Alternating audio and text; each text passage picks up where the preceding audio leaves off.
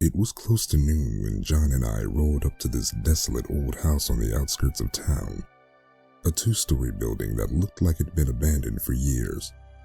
Broken windows, a spotty paint job, and a messy yard. Empty planters lined the walkway to the front door, and a smashed greenhouse peeked out of the backyard. A dry, miscolored sunflower rested in one of the windows, and a pile of spray cans were piled up in the middle of the yard. "So, are we picking him up here, or?" "No," sighed John. "This is it." "You can't be serious." "It's not as bad as it looks."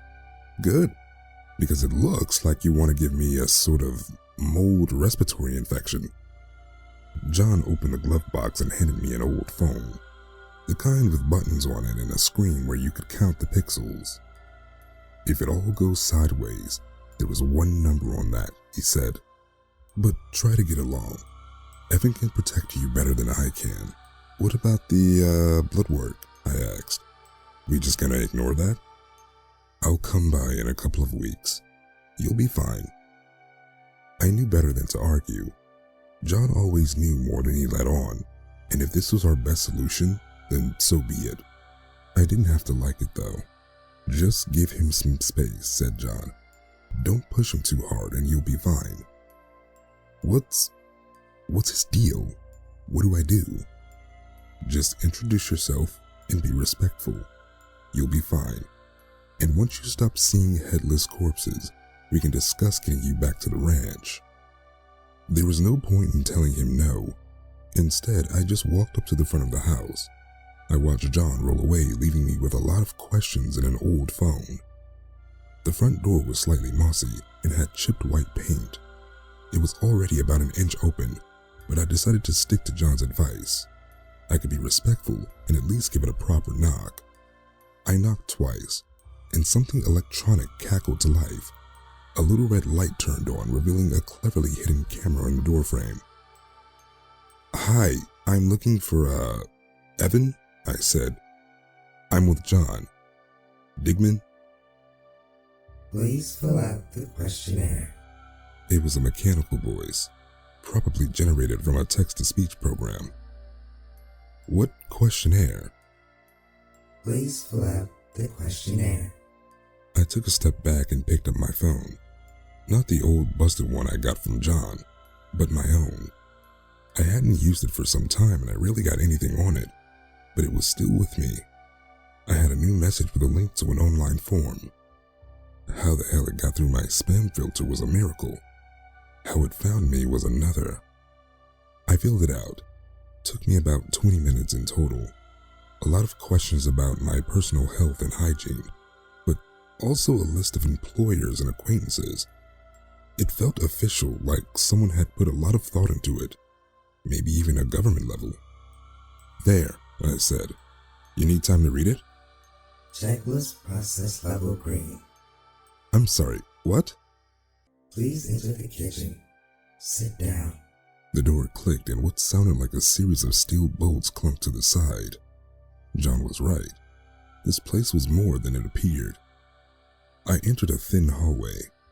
It was too small for two people to walk shoulder to shoulder, and it really felt like a rickety old building. But I was starting to get the impression that it was mostly just for show. The door had a solid steel core with 2-inch thick bolts locked into a solid frame.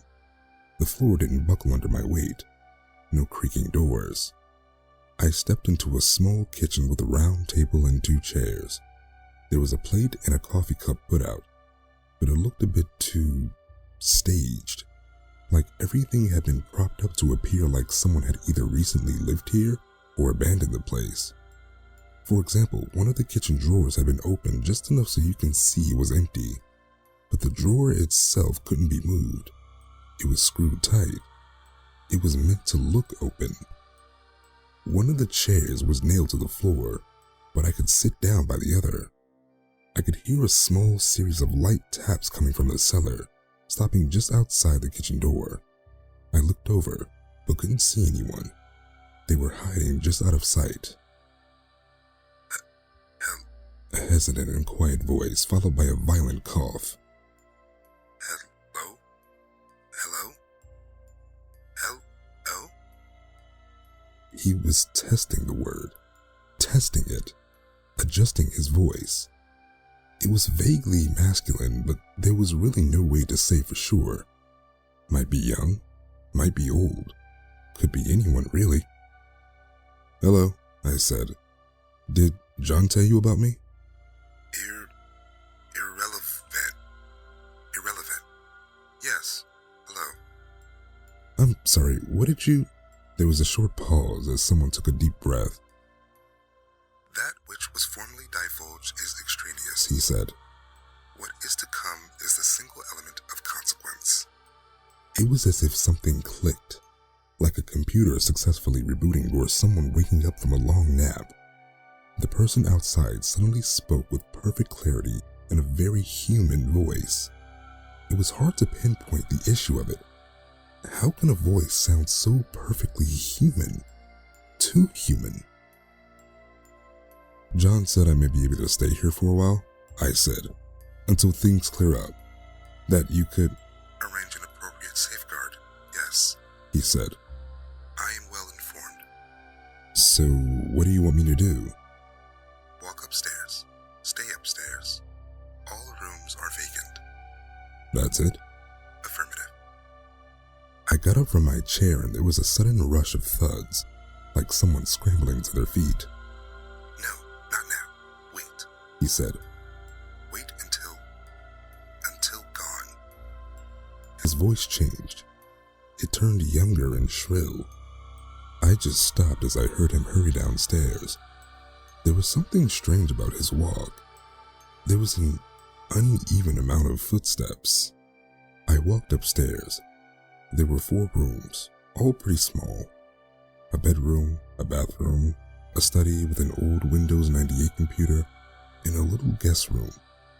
There was an old box-like TV with a built-in VHS player and a small bookshelf full of tapes. All the classics, mostly Disney. As soon as I stepped into the bedroom, an electronic spark came to life. There was a speaker in every room, probably a ton of cameras as well. "Call out to me if you are in distress." It was a different voice, a young woman, almost sultry. "I'm sorry, who's this? You sound..." "Yes, of course," the voice said. "Pardon." There was a short pause, then the voice returned, this time with the same tone it used in the kitchen.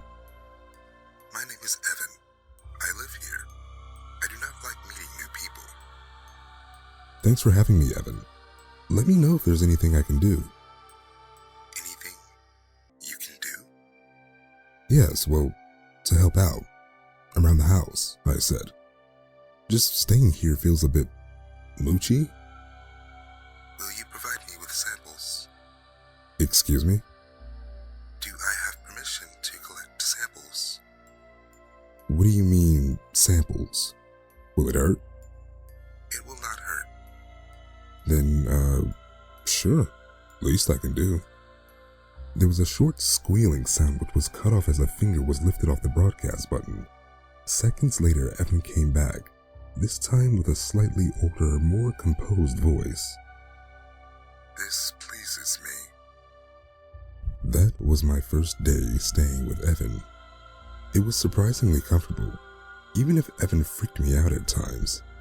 The house was just meant to look old from the outside, but the furniture was sturdy and brand new. Hell, the old box TV could play Blu-rays. The computer had some sort of homemade OS on it, something Linux-based. Had its own logo and everything. A cockroach splayed out like Da Vinci's Vitruvian Man. Evan brought me 3 meals a day, perfectly balanced nutrition. Fruits, vegetables, pasta, grains, and fish. A lot of fish. Sometimes chicken. I took long showers and sometimes a bath. There was plenty of soaps and creams to try out. I felt like a walking rainforest most of the time. I watched old movies, surfed the web, and kept watch through the window. There was nothing out there, at least no headless corpses. Also, Evan cleaned up the pile of spray cans at some point. Time passed. After about a week, we'd crossed into the month of April. I could feel myself growing restless. There'd been nothing coming for me, but I was having trouble sleeping. The reality of my situation had started to dawn on me. To be a Yearwalker. What would I even wish for at the end of the year?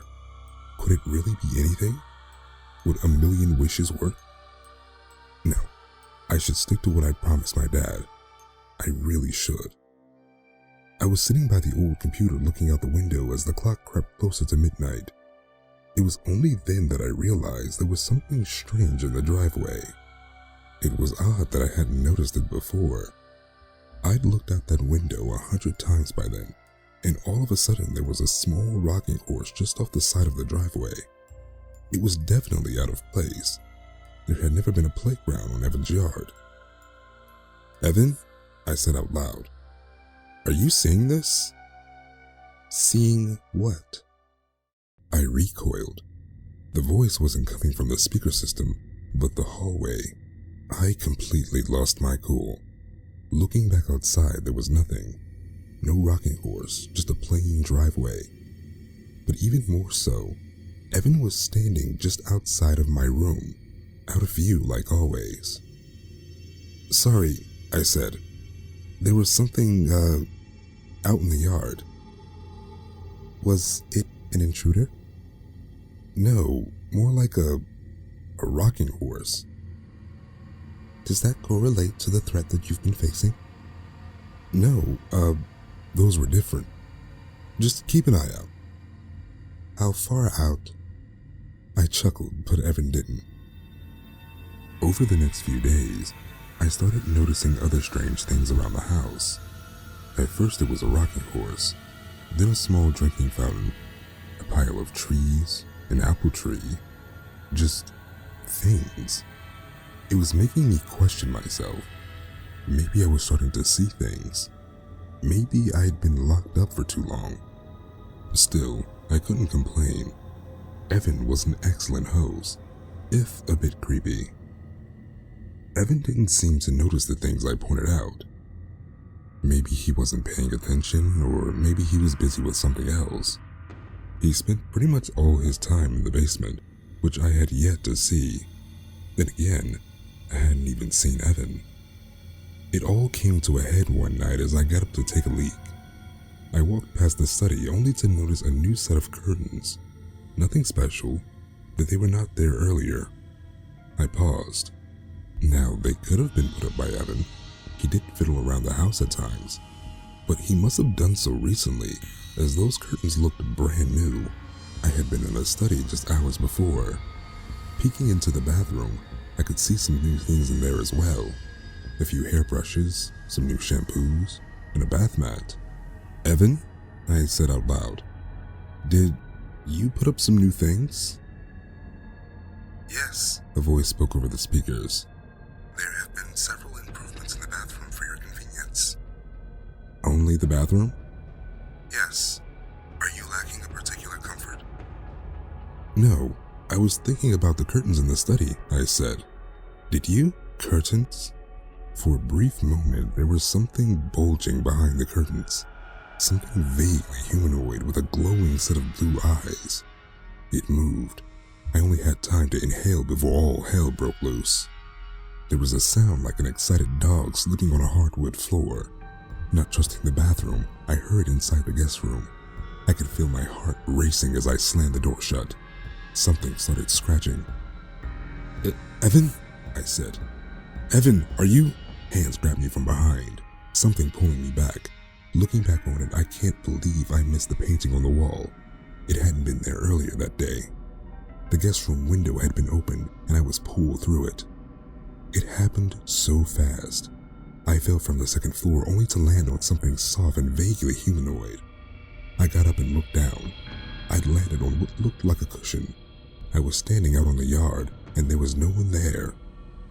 There was, however, hundreds of things.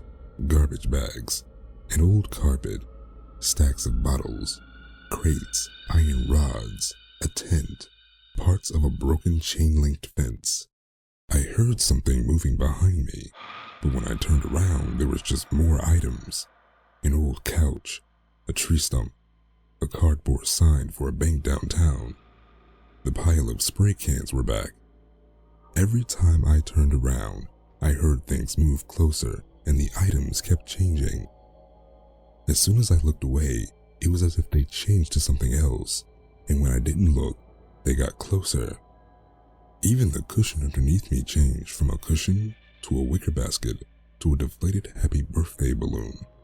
I just kept spinning around, trying to keep my eye on everything all at once.